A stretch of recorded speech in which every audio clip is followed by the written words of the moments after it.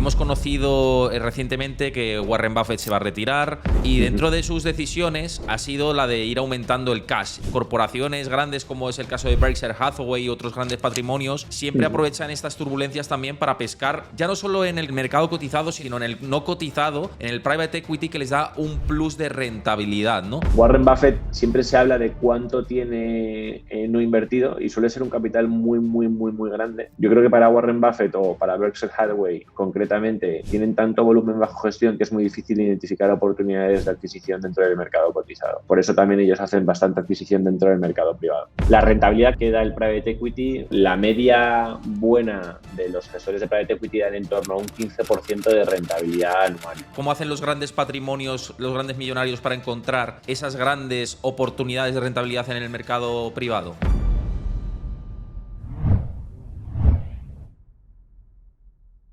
¿Qué tal? Muy buenas a todos. Siempre un placer hablar de enfoques de carteras, de cómo invertir, del contexto de la economía y los mercados y lo que están haciendo también los grandes patrimonios y cómo hacerlo nosotros desde el punto de vista del inversor más minorista. Y para ello, pues contamos con un invitado de lujo que ya se pasó por el canal y que siempre nos da unas pinceladas maravillosas para ver cómo sacar ese plus a la cartera. Y es Ramiro Iglesias, CEO de Crescenta, y encantado de tenerte por aquí otra vez. Encantado de estar aquí, Héctor. Gracias por la invitación. Como decía, siempre un lujo contar contigo y quería enfocar la charla en primer lugar para la gente que quiere invertir y decir, oye, estamos en un entorno convulso realmente donde la incertidumbre se ha disparado, en especial desde el famoso 2 de abril con el Liberation Day.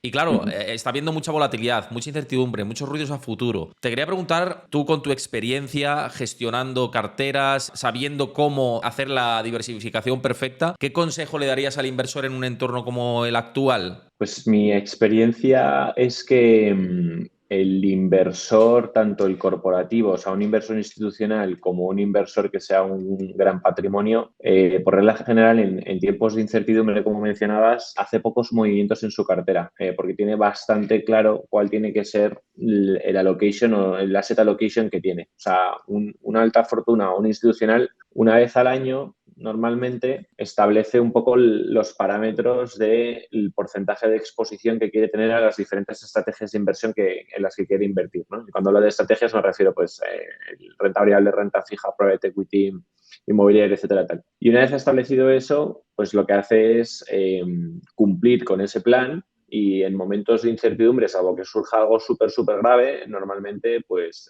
suele hacer pocos cambios. Porque al final, cuando la psicología entra en juego y empiezas a hacer cambios, es difícil desde un punto de vista estadístico el consistentemente hacer unos cambios que te aporten valor. Normalmente solemos acometer errores culpa de pues, precipitarnos, de no tener un conocimiento muy profundo de qué es lo que está pasando realmente y cosas así. Veía recientemente un gráfico que es bastante llamativo y es que las inversiones en CAPEX, o las intenciones, mejor dicho, de invertir en CAPEX por parte de las compañías se han desplomado a niveles que no veíamos desde la pandemia. Y no sé si esto es para lo que dices tú, ¿no? Para esperar y ver y que luego, de hecho, surgirán grandísimas oportunidades cuando el horizonte se vaya despejando. O sea, puede ser por muchos motivos. Puede haber muchas compañías que lo que vean en un entorno de incertidumbre en el que potencialmente pueda haber, depende de la compañía, ¿vale? Pero una compañía que está en una fase muy madura, en un sector competido y que ve que hay un momento de incertidumbre, pues lo que puede es aprovechar para reservar parte de su capital para potencialmente, pues por ejemplo, hacer operaciones corporativas a descuento, ¿no? Si lo que ve es que en el mercado del M&A pues van a surgir oportunidades de adquisición, oportunidades de fusión con compañías que puede ser un buen partner estratégico,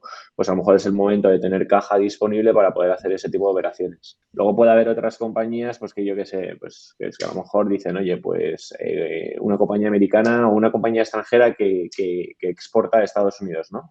Pues a lo mejor con todo el tema arancelario, etcétera, tal, pues a lo mejor reduce la inversión en CAPEX porque toda la inversión que está destinando para posicionamiento y crecimiento en el mercado americano, pues a lo mejor lo quiere reservar porque no sabe exactamente cómo va a ir el volumen de negocio, en ese mercado concretamente. O sea, yo creo que es difícil sacar una conclusión generalista en torno a ¿Por qué una corporación reduce el CAPEX? Porque, joder, los escenarios son infinitos, los tamaños de compañías son infinitos, los sectores también, y igual que en muchas, que un entorno de incertidumbre puede ser perjudicial, pues para muchas otras es todo lo contrario, es una grandísima oportunidad. Claro, y esto nos lleva un poco a ese enfoque de cartera pensando en el largo plazo, ¿no? La última vez que hablaste o que viniste aquí a mi canal, estuvimos hablando del enfoque que hacen los grandes patrimonios y quería reenfocar por ahí, ¿no? Porque además hemos conocido recientemente que Warren Buffett se va a retirar, que bueno, que al final de este año ya va a dejar vacante el puesto de CEO en Berkshire Hathaway, que es su holding de inversión. Y dentro de sus decisiones ha sido la de ir aumentando el cash, ir aumentando la liquidez y ver qué oportunidades hay. Y esto te lo quiero lanzar también porque corporaciones grandes, como es el caso de Berkshire Hathaway y otros grandes patrimonios, siempre aprovechan estas turbulencias también para pescar, ya no solo en el mercado cotizado, sino en el no cotizado, en el private equity, que les da un plus de rentabilidad, ¿no? ¿Crees que en la sombra están los millonarios ahora también, o los multimillonarios, empezando a mirar y a pescar en río revuelto posibilidades que puedan ir apareciendo? Sí, sí, sin duda. En el mercado cotizado sobre todo, o sea, es súper común en momentos de mucha volatilidad el no aumentar tu exposición, salvo que haya una corrección. O sea, normalmente en renta variable, si ves mucha corrección y tú tienes una visión a largo plazo, puedes ir gradualmente aumentando tu exposición al activo. Y para aquellos que hacen inversiones con un volumen significativo en una compañía concretamente, pues lo que hacen es la monitorean muy de cerca, porque si lo que ven es que hay una corrección fruto de especulación financiera o fruto de algo coyuntural muy específico que te puede traer una oportunidad de adquisición de ese stock en un momento bueno, pues lo normal es que utilices las reservas de capital de las que dispones para comprar. Warren Buffett siempre se habla de cuánto tiene no invertido y suele ser un capital muy, muy, muy, muy grande. Yo creo que para Warren Buffett o para Berkshire Hathaway concretamente tienen tanto volumen bajo gestión que es muy difícil identificar oportunidades de adquisición dentro del mercado cotizado.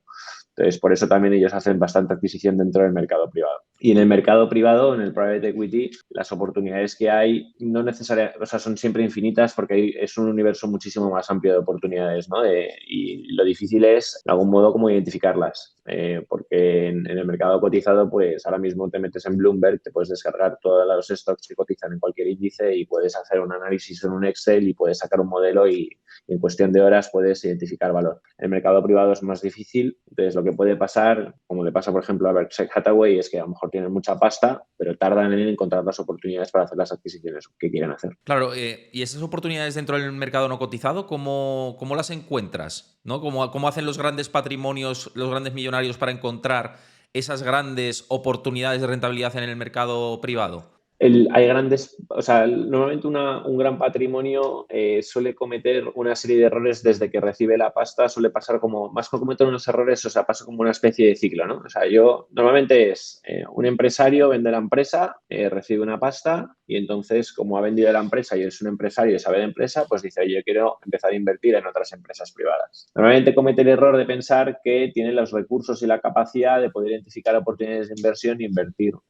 y tomar en estas compañías. Y la realidad es que, joder, si tú lo piensas, un tío, un empresario español que acaba de vender, que vive en Madrid y dice, oye, creo que era una cartera de inversión en compañías privadas, es súper difícil, por mucha pasta que tenga, identificar las compañías adecuadas, hacer la inversión bien, no sé qué, no sé cuántas, ¿no? Como pasa con el inmobiliario, ¿no? Cuando alguien tiene pasta, de repente se compra 3 edificios y luego se da cuenta que, uno, los edificios no son tan bien buenos como ellos pensaban, gestionarlo es muy complicado porque tienes que estar muy encima de todos los inquilinos, todos los problemas que hay, etcétera, etcétera.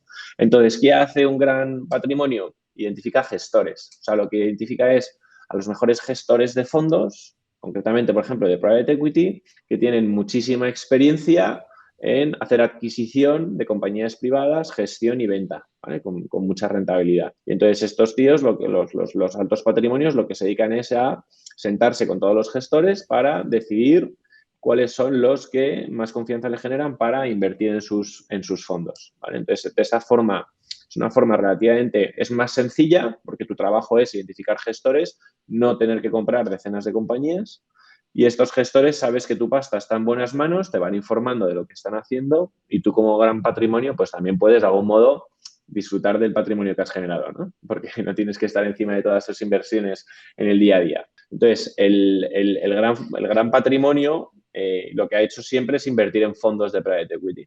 Y al final los fondos son esto, ¿no? Son estructuras reguladas, profesionalizadas, que unos gestores especialistas en la adquisición de compañías privadas, pues se dedican a levantar un capital, hacen la adquisición de compañías, reportan a sus inversores qué compañías han comprado, hacen mejoras en estas compañías, al cabo de 3 o 4 años las venden y le dan la rentabilidad a las familias que han obtenido con estas operaciones. En tu opinión, y ya que estamos centrando un poco pues, el plus este que puede proporcionar el mercado no cotizado, ¿cómo harías una asignación de cartera en un contexto como el actual? Para un inversor, digamos, promedio, ya sabemos que esto depende del perfil de riesgo de cada uno, pero ¿qué asignación darías a renta variable, private equity, activos alternativos? ¿Cómo podríamos construir esa cartera perfecta?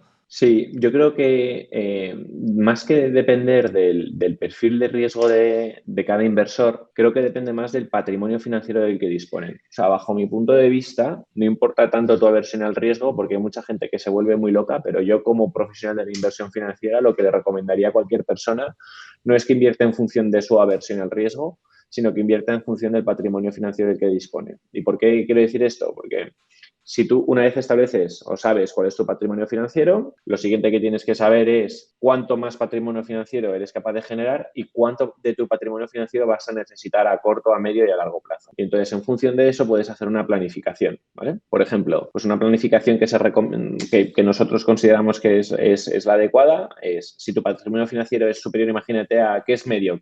¿Qué sería para ti medio, Héctor? Un Dime patrimonio, un patrimonio. Sí, pues por ejemplo, no sé, te podría decir 100.000 euros, por decirte una 100.000, cifra. vale. Por Pues en decirte este una cifra. caso, vale, muy bien. Pues en España, si tu patrimonio financiero es de 100.000 euros, tú, por ejemplo, en private equity máximo puedes invertir el 10%. O sea, máximo puedes invertir 10.000. Entonces, lo que nosotros recomendaría, o lo que yo recomendaría, sin duda alguna, es que maximices esa exposición del 10%. Cuando tu patrimonio es superior a 500.000, se va más al 40 o al 50% de eso, ¿eh? Pero bueno, en este caso, el 10%. O sea, El perdón, resto, por matizar, si el patrimonio es ya de 500.000 euros, puedes asignar casi la mitad el al private equity. 100%, o sea, por poder puedes asignar el 100% a private equity desde un punto de vista regulatorio. Desde un punto de vista financiero, etcétera, tal, No es aconsejable. lo que deberías es asignar entre un 20 y un 25%. Sobre todo para que la gente lo pueda entender también, porque son activos que no son tan líquidos como, por ejemplo, si inviertes en renta variable, ¿no? Ese es, digamos, el, Exacto. el hándicap que puede tener, ¿no? Exacto. Entonces, para crear una cartera, vamos a pensarlo de un modo en Sí. plan tal. Cuando hablabas del perfil del riesgo, el perfil de riesgo, pues a lo mejor si tú tienes una aversión al riesgo elevada, pues a lo mejor hay activos como, pues yo qué sé, los criptoactivos, pues en los que no inviertes, ¿no? Porque Mm. son muy volátiles. Y luego hay otros activos que a lo mejor puede ser la renta variable, en el que si tu aversión al riesgo es alta, pues es mejor invertir en un índice porque has diversificado que en invertir en unas compañías en específico porque a lo mejor tienes un riesgo compañía alto, ¿vale? Entonces tienes el riesgo de volatilidad. Si tu aversión al riesgo es alta, pues lo que haces es mitigas la volatilidad. Y luego hay otro riesgo, que es el riesgo de liquidez y liquidez. Y hay muchos activos en los que tú inviertes y esos activos los puedes vender o no en el momento en el que tú quieras, ¿vale? Entonces, si miramos con ese baremo, dices, oye, por ejemplo, el inmobiliario o el private equity, pues tú cuando compras una casa, pues si un día tienes un problema no puedes vender la casa instantáneamente. Mm. Necesitas un tiempo para encontrar un comprador y poder venderla, ¿no? O, por ejemplo, en un fondo de private equity, pues igual, son fondos con un carácter de largo plazo. Pero tanto con el inmobiliario como con el private equity, tú puedes, la rentabilidad esperada es más alta que la rentabilidad que puedes esperar invirtiendo en renta variable, ¿vale? Entonces, en función de tu patrimonio, lo creas una cartera. Y en esta cartera tienes que decir, de mi dinero, de cuánto quiero disponer en la inmediatez, si tuviera una situación X, ¿no? Entonces dices, ese dinero lo voy a invertir en monetario, renta fija, ¿vale? Entonces eso puede ser entre un 5 y un 20% de tu cartera, ¿vale? Y dices, oye, de mi patrimonio, 100.000 euros, pues de mis 100.000 euros, en 24 48 horas voy a necesitar más de 20.000. Pues lo normal es que no. Pues entonces eso lo metes en monetario y renta fija. Luego hay otro porcentaje de tu dinero que dices, oye, lo voy a meter en activos como puede ser la renta variable, con un carácter más de 12 a 18 meses vista. Porque anualmente la renta variable te da rentabilidades del 7 o el 8%. Si te sales antes, puedes perder dinero, pero es un activo que a años vista da esas rentabilidades. Entonces ahí metes otro 20-30%, ¿vale? Entonces ya hemos completado el 50% del pastel. Y el otro 50% del pastel yo lo haría entre inversión alternativa, que sería private equity, tanto private equity, buyout, growth, infraestructuras, como activos descorrelacionados, como puede ser la inversión inmobiliaria, la inversión en infraestructuras, cosas de este estilo, ¿vale? Y bueno, pues esa sería un poco la cartelería. 100.000 euros, pues en este caso haría 50.000 euros a inmobiliario, infraestructura y private equity, el otro un 30% a renta variable y un 20% a monetario y renta fija para poder disponer de liquidez rápida. Pues bueno, es una buena estructura y bueno, espero que también os guste esta masterclass que estamos teniendo para también ver esa diversificación perfecta que podemos tener en la cartera. Y dentro de esa parte del pastel de private equity, que es la siguiente cuestión que se puede preguntar a la gente, oye, ¿qué rentabilidades se pueden tener, ¿no? Con el private equity? ¿Por qué puede ser interesante tenerlo en cartera? Es algo que es muy desconocido todavía para el público, digamos, más minorista. Entonces, ¿qué Sí. ventajas, ¿no? ofrece el private equity ahora? Pues sí es desconocido, aunque estoy dando la chapa a todo el mundo por todos lados con esta labor divulgativa y tal y cual. Y haces bien en hacerlo, ¿eh? Es desconocido, pero no significa que ahora que se conoce sea nuevo. No es nuevo ni mucho menos. De hecho, el private equity tiene mucha más historia que la renta variable o que la bolsa.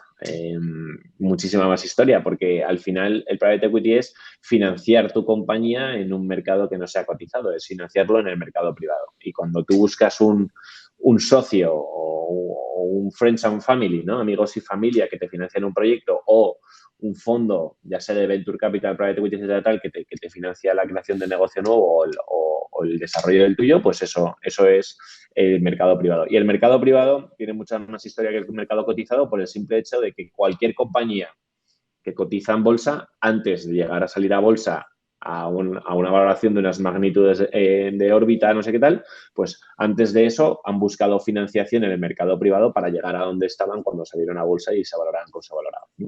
Entonces, el private equity, cuando se lo contamos a grandes fortunas y tal, se parten de risa porque llevan invirtiendo en esto 20, 30, 40 años y es su estrategia favorita y la más convencional que usan para crear patrimonio a medio y a largo plazo.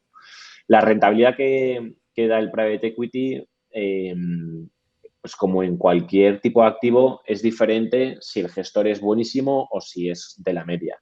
Pero la media buena de los gestores de private equity da en torno a un 15% de rentabilidad anual. Nosotros, concretamente, seleccionamos y damos acceso a gestores que dan rentabilidades netas medias de 20, 25, 30 o 35% a sus inversores. Entonces, suena irreal que haya gente que hace eso, pero bueno, existe, lleva existiendo 20, 30 años y lo que hacen es que identificaban compañías privadas que pueden comprar, que pueden adquirir a un precio relativamente competitivo. Estas compañías cuando las compran, pues tienen un plan en el que pueden crear muchísimo valor con estas compañías porque todavía no son grandes bichos consolidados a nivel global, sino que a lo mejor es un líder en un mercado. Imagínate el mercado español, es una compañía que tiene mucho éxito en su mercado y que lo que se puede hacer es abrir nuevos mercados, hacer una adquisición de otros negocios, abrir nuevas líneas de negocio, hacerlas más eficientes con la gestión de su capital, o sea, hacer miles de cosas que hacen que esa compañía se profesionalice y genere mucho más valor a sus inversores del que estaba generando, ¿no? Y luego las venden. Y las venden en un horizonte temporal de 3, 4, 5 años. Bueno, pues hay tíos que son gestores de private equity que llevan haciendo esto décadas, que han comprado decenas de compañías y que de manera consistente pues las han comprado y las han vendido, generando este tipo de rentabilidad a sus inversores. Ujú. Nosotros lo que hemos hecho es simplemente crear un canal por el cual ahora inversores minoristas en España cualificados pueden acceder, pero no es algo nuevo. Lo que sí que es nuevo es el canal, que es Crescenta, ¿no? El canal con el que puedes acceder. Pero el producto lleva existiendo una barbaridad de tiempo. Claro, aquí vamos a lo que hacéis vosotros, ¿no? Que resulta interesante para todo el mundo, seguro. Tener el acceso antes a este tipo de inversiones que solo hacían los multimillonarios, los billonarios en Estados Unidos, era Mm, imposible. Necesitabas un ticket alto, necesitabas una entrada bastante importante. Y vosotros desde Crescenta lo que sí, habéis permitido es el acceso al private equity al inversor minorista, ¿no? O sea, sí. esa es la posibilidad que tenéis. Mm. ¿Cómo lo hacéis? ¿Qué mínimos de entrada tenéis para que la gente pueda diversificar en cartera y pueda tener esta parte de la tarta que antes solo tenían Ujú. los millonarios? Pues es relativamente sencillo. Por ejemplo, un gestor de private equity, imagínate que abren un fondo nuevo. Cuando abren un fondo nuevo significa que dicen al mercado, oye, voy a establecer un nuevo fondo de inversión y para hacer la actividad que llevo haciendo no sé cuánto tiempo, ¿no? Que es la adquisición y la venta de compañías privadas. Entonces, por ejemplo, imagínate pues, un gestor que va al mercado y dice, oye, yo voy a abrir un fondo nuevo de 10.000 millones de euros. Y con esos 10.000 millones de euros voy a hacer 20 adquisiciones de compañías de en torno a 500 millones de valoración, ¿vale? Entonces ellos van al mercado y lo que hacen es buscar esos 10.000 millones de euros. Hasta hace poco, pues lo que hacían era irse a grandes inversores institucionales y estos inversores institucionales, pues cada uno le metían pues 100, 200, 500 millones de euros en el fondo. Entonces, con pocos inversores institucionales y grandes fortunas, completaban esos 10.000 millones de euros, ¿vale? Lo que nosotros hicimos con Crescenta era crear una compañía que es una gestora en la que montamos un vehículo totalmente regulado, es un fondo regulado por la Comisión Nacional de Mercado de Valores, y lo que hacemos es vamos al fondo, al gestor, le decimos, oye, ¿cuál es tu mínimo? Pues mi mínimo, imagínate, son 20 millones de euros. Pues cogemos el ticket de 20 millones de euros y dentro de nuestro vehículo metemos a lo mejor a 3, 4.000 inversores que desde el mínimo legal establecido por ley en España, que es 10.000 euros, agregamos entre todos esos 20 millones de euros y conseguimos que puedan acceder con unas condiciones muy buenas a algo que cualquier otra persona de la calle necesitaría 20 millones de euros para poder entrar, ¿vale? Entonces, básicamente lo que creamos son unas estructuras que agregan inversión colectiva y de algún modo representamos a estas miles de personas para poder darles acceso a estos gestores con un track record y una reputación increíble, ¿vale? La forma de poder hacerlo era a través de una sociedad gestora de instituciones de inversión colectiva, que es una gestora regulada, y luego también creando un software tecnológico que nos permitiera gestionar esas miles de personas con cumplimiento normativo, informando, etcétera. Entonces creamos un software tecnológico, por eso somos una compañía muy tecnológica, por toda la Ujú. experiencia de inversión del usuario es tecnológica, ¿vale? Y nada, hay una ley que se llama Ley Crea y Crece que estableció que desde 10.000 euros de compromiso, un inversor minorista cualificado en España podía invertir en private equity. Entonces, el ticket mínimo establecido en nuestros productos, en el agregador, es 10.000 euros. ¿Vale? Pero que la gente sepa que esos 10.000 euros tampoco tienen por qué invertirse de golpe, ¿no? Creo que lo hablamos la última vez. Nunca se desembolsarían de golpe, no con Eso es. Crescenta, y a lo mejor algún día alguien lo hace, pero no tiene ningún sentido, porque al final una de las grandes bondades del private equity y como funciona de toda la vida y por lo cual es también una herramienta de planificación fantástica, es que cuando tú haces una inversión, lo que haces es realmente firmas un papel que es un compromiso de inversión. Entonces tú lo que dices es, oye Ramiro, yo, inversor minorista, imagínate Héctor, yo Héctor me comprometo a invertir 10.000 euros en esta oportunidad de inversión que tenéis ahora mismo en la plataforma. Entonces nosotros, cuando tú comprometes, lo que entras es en un sistema de lo que se llama llamadas de capital y distribuciones. Entonces, volviendo un poco al ejemplo de antes, imagínate el gestor este, ¿no? Que tiene 10.000 millones de euros y que quiere adquirir 20 compañías de 500. Pues Ujú. no adquiere las 20 compañías de golpe, porque ni sabe cuáles son en el momento en el que está abriendo el fondo, ni puede adquirir 20 compañías a la vez, porque eso sería un caos. Entonces, lo que hace es va analizando oportunidades, va adquiriendo compañías y cuando identifica una oportunidad, lo que hace es una llamada de capital que lo que dice es, oye, inversores, buenos días, os llamo porque voy a comprar esta empresa para hacer este plan, ¿vale? Entonces, lo que pide es un porcentaje del capital que tú habías comprometido, pero no te pide todo, te pide el porcentaje correspondiente al tamaño que necesita para hacer esa adquisición. Entonces, por ejemplo, suele ser un 20% anual. Te dice, oye, en el año tú comprometes una cantidad de 10.000 euros y en el año 1 se te pide un 20% de esos 10.000 euros para hacer adquisiciones de compañías. Y normalmente este periodo de llamadas de capital son 5 años. Son 20% durante 5 años, que completan el 100%, ¿vale? Te tiras 5 años desembolsando 2.000 euros al año. Cada vez que se te pide esos 2.000 euros, se te dice qué compañías se han adquirido, qué plan se va a hacer y tal y cual. A partir del año 4 o 5, se empiezan a vender las compañías que se compraron y se te hace y entras en un nuevo periodo, que ya no se te pide más capital. Entras en un periodo que se llama periodo de distribuciones. Y entonces se te devuelve el capital que habías aportado con toda la rentabilidad generada con la compraventa de las compañías que se han hecho, ¿vale? Entonces, si por ejemplo, en el año 1 tú comprometes 10.000 euros y te pedimos 2.000, lo que debes de esperar es que en el año 5, pues por ejemplo, se te devuelva 4.000, que son los 2.000 euros que habías aportado más los 2.000 euros de rentabilidad generada con la compraventa de las compañías del año 1. Ujú. Y bueno, para que la gente lo pueda entender todo esto, lo tenéis la información en la plataforma de Crescenta y si os interesa entrar en este tipo de inversión que, como decíamos antes, solo estaba accesible hace poquito tiempo para las grandes fortunas, los grandes millonarios, los Warren Buffett de turno, si queréis beneficiaros de todo esto, tenéis el link en la descripción del vídeo, en el comentario fijado de YouTube, para que os informéis, pinchéis, os podáis hacer clientes y pues os beneficiéis de toda esta posibilidad. Obviamente este mensaje no es una recomendación de inversión, simplemente trasladamos ideas de valor que creo que pueden ser de interés para todos vosotros, así que lo sepáis que tenéis accesible todo esto para vosotros. Claro, Sí.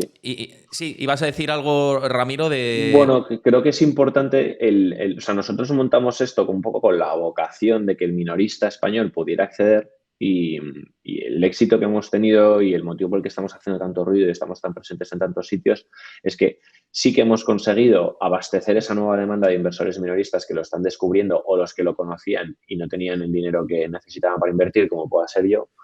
Pero lo que también ha pasado es que tenemos mucha fortuna, mucha gran fortuna y alto patrimonio invirtiendo con nosotros. Porque lo que dicen es, joder, el producto lo conocemos, pero lo que es la forma en la que trabajáis, tanto la selección que hacéis como las condiciones y la experiencia de inversión, es tan bueno que es mucho mejor que cuando yo lo hacía con mi banca privada o cuando yo me tenía que pelear con otros inversores institucionales para poder acceder. Entonces, lo bonito de esto es que hemos creado un sitio en el que sí que estamos abriendo un nuevo mercado, que es el inversor minorista en España, pero también estamos desintermediando el existente. Entonces, eso debe de generar también mucha confianza al minorista, porque en este periodo en el que está aprendiendo a cómo funciona, hay mucha gente que dice, yo empiezo con 10.000 y voy viendo tal y cual. Mientras aprendes cómo funciona el private equity y te familiarizas con todo, pues también tienes de algún modo la confianza de saber que estás invirtiendo en lo mismo que otros tíos que saben mucho de esto y que sí que lo están haciendo con mucha confianza, ¿no? Claro, yo lo que veo en la audiencia cuando me pregunta, y seguramente tengáis dudas aquí en YouTube cuando subamos el vídeo y tenéis los comentarios para comentar lo que queráis, también que dejéis vuestro like y os suscribáis al canal, que no lo he dicho al principio del programa, y es interesante que si queréis apoyar el contenido y contenido como este, pues dejéis vuestro like y os suscribáis al canal. Pero claro, las dudas que me entraron la anterior vez es... Bueno, pero hay que explicar también esta parte de que no son productos tan líquidos, que lo has explicado Sí. ahora a la perfección, de que pues quizá no todo inversor puede asumir este riesgo de iliquidez. Digo, claro, por eso necesitas un patrimonio mínimo de 100.000 euros para poder invertir aquí, porque el mínimo de inversión estamos hablando que son 10.000 euros, ¿no? Y hay que entender que esos Claro. 10.000 euros no son dinero del que necesitáis disponer de manera inmediata. Para eso tienes tus inversiones en cash, como has explicado anteriormente. Es decir, que esto Exacto. es dinero con el que no puedes contar como si inviertes y te compras un piso. Para la gente que le gusta mucho el ladrillo en España. Puede ser algo relativamente similar desde un punto de vista de liquidez, ¿no? La gente cuando compra un piso, no su piso propio, imagínate un piso para invertir, no te lo compras pensando, joder, lo voy a vender dentro, tal. Lo tienes un horizonte temporal, yo qué sé, de 3 a 5 años. Pues esto es un poco similar, ¿no? Y tú no vas a... la gran diferencia es que tú en un piso metes la pasta de golpe, te pides hipoteca, te pides deuda, etcétera, tal. Aquí es muy diferente. Aquí no pones ni toda la pasta de golpe, el ticket es más bajo y puedes hacer una planificación. Pero sí que hay que percibirlo como que al final lo que tienes que hacer es invertir en esto con una visión de que si se te va informando de lo que vas a hacer, tienes que completar todo el ciclo este de 5 años de desembolsos y 5 años de distribuciones. Si se da la eventualidad de que de repente dices, oye, es que mi situación financiera ha cambiado. Yo pensaba que, pues, yo qué sé, que puede ser mil cosas, ¿no? Un drama familiar, un problema de trabajo, etcétera, tal. Nosotros encontraremos la forma, haremos todo lo posible por encontrar la forma de que te pueda salir y que puedas de algún modo liquidar tu posición. Pero al final, cuando inviertes en esto, eso te tiene que generar una cierta tranquilidad de saber que si las cosas cambian, pues obviamente empatizamos con la situación de todo el mundo. Pero cuando inviertes en esto en un escenario normal, lo que tienes que tener es la ilusión de saber que durante 10 años vas a vivir todo el ciclo de private equity y que al final tienes que dejar tiempo a Crescenta y a los gestores que seleccionamos para crear valor con tu pasta. Y crear valor, cuando tú compras una compañía, pues no puedes comprarla y venderla en un horizonte temporal de menos de 3 años y haber maximizado o creado valor, porque al final es poco tiempo, ¿no? Porque son compañías que tienen que hacer un cambio material en sus dinámicas de funcionamiento, en su equipo, etcétera, tal, para poder realmente crear valor, ¿no? Entonces, este es el motivo por el que al final pues, se necesitan una serie de años como gestores con el dinero del inversor para poder de algún modo garantizar que creas valor, ¿no? Y en private equity, como nosotros ganamos dinero es con un porcentaje de la rentabilidad que te estamos generando a ti. O sea, vamos a éxito. El grosso de la comisión es éxito. Entonces, Claro. nuestro objetivo o nuestra vocación es pedirte el dinero cuando lo necesitamos y devolvértelo tan pronto dispongamos de él cuando se vende una compañía. Porque al final lo que haces es reduces los tiempos en los que tengo tu dinero conmigo. Y lo que tengo que hacer es intentar maximizar el valor que genero en el menor tiempo posible, te devuelvo tu distribución y nosotros cobramos un éxito sobre la rentabilidad que te hemos generado por encima de un 8% anual. Oye, seguro que hay gente que se pregunta esto. Tema de declaración de estas rentabilidades a la agencia tributaria, ¿cómo lo puede hacer un usuario? ¿Tenéis facilidades para...? Lo digo porque hay plataformas de inversión como que permiten, ¿no? ¿Cómo tendría que hacer una inversión para un inversor, perdón, para declarar las rentabilidades generadas por Crescenta en este caso? Cuando al final cuando haya distribuciones tributarias sobre las rentas, ¿cómo se llama? Bueno, y facilitaremos todo lo necesario para que se haga de una manera ágil y Vale. sencilla y que lo podáis incorporar a las declaraciones de rentas de la tal. O sea, está todo planificado. Vale, pero no, eso es una pregunta que seguro que me van a hacer Sí, mucho sí, sí, y... no. Llegado el momento, que es a día de hoy, pues, nuestro fondo del año pasado está en el año 2, por ejemplo, las oportunidades del año pasado, pues dentro de 3 años y pico, cuando empecemos a hacer las distribuciones de las primeras oportunidades de inversiones, cuando tendremos todo el reporting desde un punto de vista fiscal listo para que facilitar la vida del inversor. Que eso es otro concepto que también es interesante, que hasta que no se hace líquido tampoco hay que declararlo, ¿vale? Para que la gente también lo tenga claro. Es como cuando Sí, inviertes en un fondo de inversión, hasta que no reembolsas el dinero, no tienes que declararlo a la agencia tributaria, ¿no? O sea, sí, que sí, es exacto, en ese exacto. sitio. Y luego la estructura que creamos, el motivo por qué somos una compañía regulada, por el que creo que es relativamente importante, la estructura que montamos también es una sociedad inscrita y regulada, etcétera, tal, es porque se acoge a un régimen fiscal tributario especial en el que está exenta al 99% sobre el impuesto de sociedades, esta sociedad. Entonces, al final, cuando se vende la compañía y recibimos la distribución, no pierdes mucha rentabilidad en el camino, ¿no? Porque la tributación es tan eficiente que al final lo que hacemos es simplemente el impacto de comisiones que pueda haber, pero cualquiera de tu audiencia que revise las comisiones verá que son muy competitivas y que sobre todo, como decía antes, ¿no? Está muy alineado a que solamente vemos pasta si la ve el inversor que apuesta por nuestro producto. No, y que la gente entienda que si estábamos generando entre un 15 un 20% de rentabilidad anualizada, dependiendo del año, vas a llegar al año 5 que puedes haber más que duplicado esa inversión, ¿no? O sea, que es Sí, lo normal es que con una inversión en private equity hagas entre 2 y 2 veces y media pasta. para que la gente también lo tenga Sí, presente. sí. Y normalmente hay gente que nos dice, joder, pero 15%, tal, no sé qué. Nosotros estamos el 15%, aunque suene un poco loco, es en escenario de rentabilidad bastante conservador. Si cualquiera de los usuarios que luego miran nuestro producto en profundidad y se miran los documentos de cada una de las oportunidades que tenemos y tal, si miras los gestores en los que invertimos, pues no, muchos de ellos hacen 20, 25, 30, 35, cosas así. Lo que nosotros es que, bueno, pues por intentar hacer un approach un poco más conservador y tampoco generar unas falsas expectativas, pues estamos diciendo 15% netos de rentabilidad. Pues lo dicho, si estáis interesados, tenéis ahí el link en la descripción del vídeo y en el comentario fijado para que os podáis hacer clientes, que creo que es bastante interesante y bueno, pues seguramente vais a meter un plus a la cartera. Y hemos hablado de diversificación de cartera y de cómo hacer ahora mismo aproximación y allocation en un contexto como el actual, y tener private equity cuando antes no se podía, yo creo que merece bastante la pena. Dicho esto, Ramiro, lo que decía, que muchísimas gracias por darnos esta aproximación. Creo que es muy interesante y creo que el private equity se tiene que conocer más, y haces una labor fantástica dando esa voz, ¿no?, a un producto que antes solo accedían los grandes patrimonios, y ahora tenemos la suerte de que el resto de mortales podemos acceder a ello.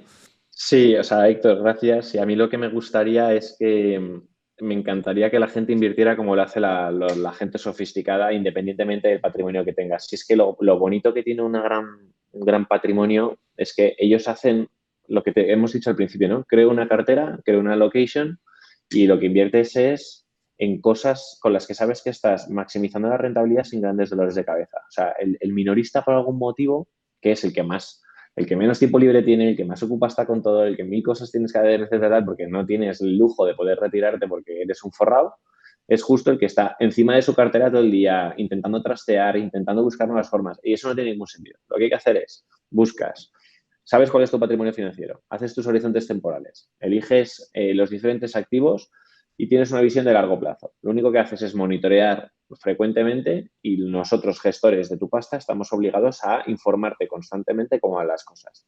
Pero no tomes, sería un error para la gente el tomar decisiones de inversión demasiado cortoplacistas, ser excesivamente activo con su cartera, etcétera. Yo, los grandes patrimonios en los que asesoro, en los que he estado involucrado, que están muy tranquilos en periodos de incertidumbre y en momentos de volatilidad, porque dicen, bueno, no pasa nada, es que transcurrido X meses volveré a estar donde he estado estadísticamente toda mi historia.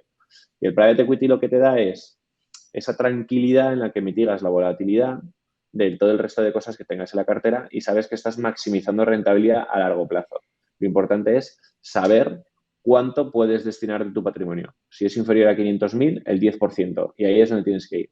Y si es superior a 500.000, tampoco hay que volverse loco, porque el private equity es un activo complementario, no es sustitutivo. O sea, Claro. yo invierto en renta variable, invierto en renta fija, invierto en private equity. Y es lo que tienes que hacer. Y en función de cuánta pasta generas y cuánta tienes, inviertes más o menos. Pero tienes que meter en estos activos, en estos tres, tienes que estar. 100%, sí, sí, sí, sí, completamente de acuerdo. Pues lo dicho, muchísimas gracias por acompañarme hoy en este Un placer. vídeo. Nos veremos pronto también para seguir divulgando estas ideas de inversión. Y nada, si os ha gustado, como decía, dejad vuestro like, suscribiros al canal también y activar la campanita para el recordatorio de todos los vídeos, y dejad vuestro comentario. Cualquier duda también estamos ahí para resolver, y se la trasladamos al equipo de Crescenta si tenéis cualquier cuestión al respecto. Así que muchísimas Muy gracias, bien. Ramiro, Gracias, siempre un placer. y nos vemos en el próximo vídeo. Un abrazo, chao. Hasta luego. Chao.